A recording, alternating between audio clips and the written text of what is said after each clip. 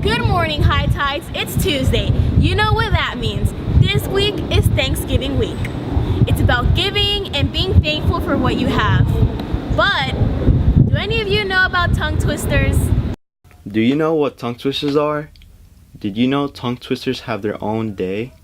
World Tongue Twister Day encourages you to challenge yourself to say a tongue twister as fast as you can. Tongue Twister Day takes place on the second Sunday of November. This year it was November 12th. Here are some fellow high tides trying to say a tongue twister. She sells. Yes, I know a tongue twister. Yeah. Yes. I'm afraid I don't know too many tongue twisters, but I think I know one. How can a clam cram in a clean cream can? How much wood could a woodchuck chuck if a woodchuck could chuck wood? Sally sells seashells by the seashore. Shit, how did... It went like this. Peter Piper picked a peck of pickled peppers. Oh! Let me try that again. She sells. I don't know a tongue twist. I take that back. It's a common debate between parents and students. Which one do I choose? Public or private school? According to the National Center for Educational Statistics, private schools have smaller class sizes and smaller enrollment. The other big difference is class size. Normally, class size at a school like Ransom Everglades is 15 or 16 kids, and here at Beach High, we're 35 to 40. Well, I think there are several differences between private and public. The most notable is probably the size of the school. The previous school that I worked at was about, in the high school, 600 kids, so about the quarter of the size here. Absolutely. I think the size of the class has to do with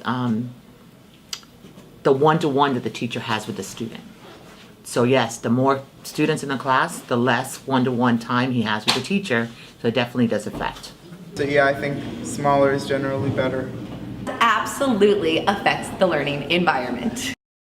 It is very commonly believed that private schools are better for college. But according to a study, public schools are even better for college admission. I think that a public school can be very beneficial to college because, first of all, you don't have to pay the ungodly amount you have to pay for a private school, and you still have excellent teachers in the public school system. So you can still get to the very good schools, the high quality schools, and not necessarily have to pay for private school to get there.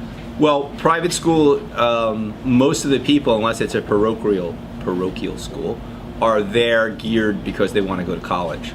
So it's more resources to help them do that. Like there's a lower student to college counselor ratio. So in some sense that helps, and also the classes tend to be smaller, so that helps as well. I think both can be equally beneficial, just matters like if you use your resources.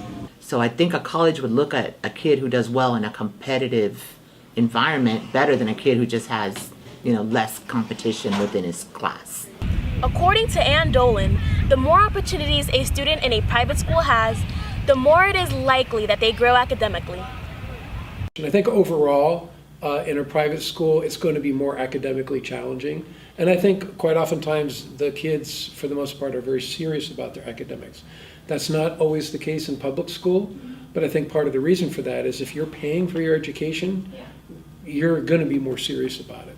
So in public school, your taxes pay, so maybe you don't feel quite as serious about it. Well, it depends on the school, the subject, and the student. I would say that the top students are pretty much the same, and the top teachers are pretty much the same. But the private school, at least the one that I worked at, kind of tried to gear towards that top slice of college-bound student and teacher.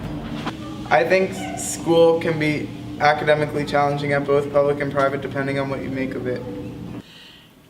In our school, we have programs that are the same as private school. The IB program, the Scholars program, I have kids leaving private school to come here because it's challenging here. In addition, private schools pour a lot of their endowment into their sports facilities. Actually, what's really interesting about that is that there seems to be more diverse clubs here in a public school and more to offer than, because private schools tend to be smaller. Well, I definitely think that in public school you get the opportunity to compete on larger teams in a more competitive league.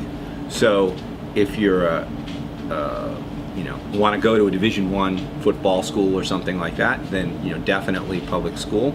Private school has the other side of the coin. They have very small teams that are usually coached by teachers, so it gives more opportunity for students that might not be that top tier athlete to participate in sports teams.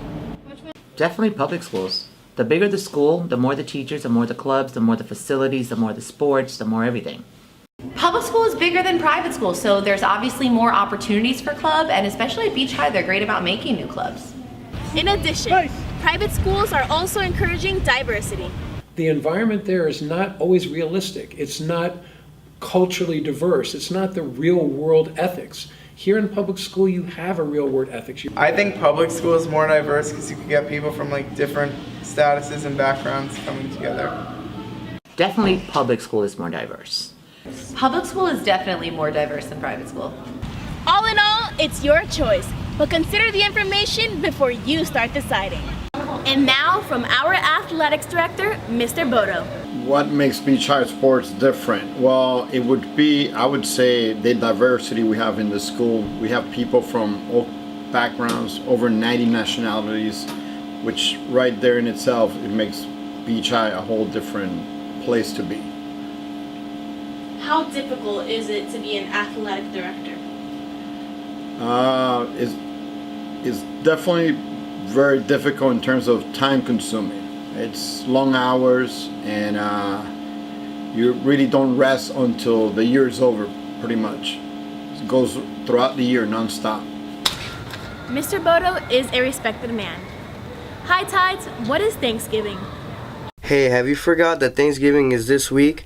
Thanksgiving Day is a national holiday celebrated the second Monday of October in Canada and the fourth Thursday of November in the United States. It wasn't until 1863, in the midst of the Civil War, that President Abraham Lincoln proclaimed a National Thanksgiving Day to be held each November. The food eaten on Thanksgiving is turkey, stuffing, mashed potatoes, gravy, cranberry sauce, corn, candied yams, pumpkin pie, and pecan pie. And have a happy Thanksgiving. Have a great long holiday, and don't eat too much.